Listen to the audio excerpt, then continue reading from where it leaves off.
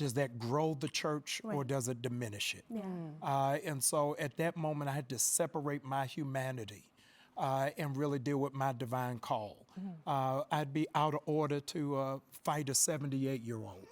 It makes no sense. And he raises up his wife as the standard of how my wife should be dressing. And so it's a false positive. It's very disappointing and disillusioning.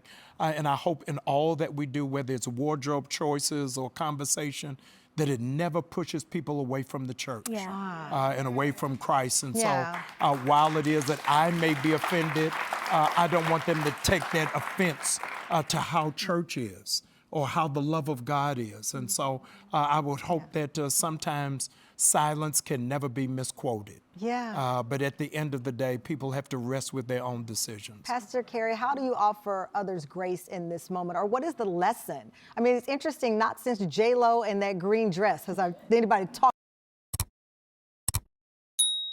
about a dress, it seems, that much. How do you balance that with the bigger message, as Jamal said, about grace and understanding and not closing of minds over something like that? Yeah, I think, you know, the lesson in it all, I hope and pray for women and men that see it, is to be so anchored in who you are and who God has called you to be, that when even the noise is loud, you are still anchored in your own identity. If I listen to what I've heard many people say, or if I read everything that I saw, I would probably be in a corner balled up somewhere, but I am clear about who created me. I am clear about what He spoke over me. I am clear about how I may be an anomaly in these spaces. And so my hope is that I live a life of grace because He gives it to me every day, and that people see that and can extend that to other people as well. And that we begin to shift the conversation, because after you get done scrolling,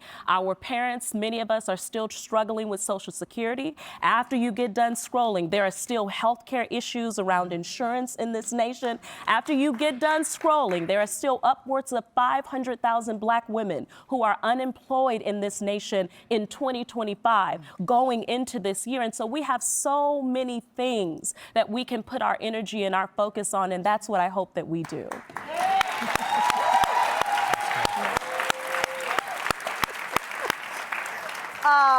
Listen, I always enjoy you. I enjoy you even more now. And I do have one last question that is a very serious one. Where is the dress? Sherry Shepherd wants to know.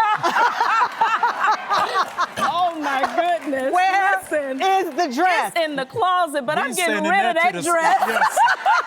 Thank you to Pastor Jamal and Pastor Carrie. You can follow them on social media.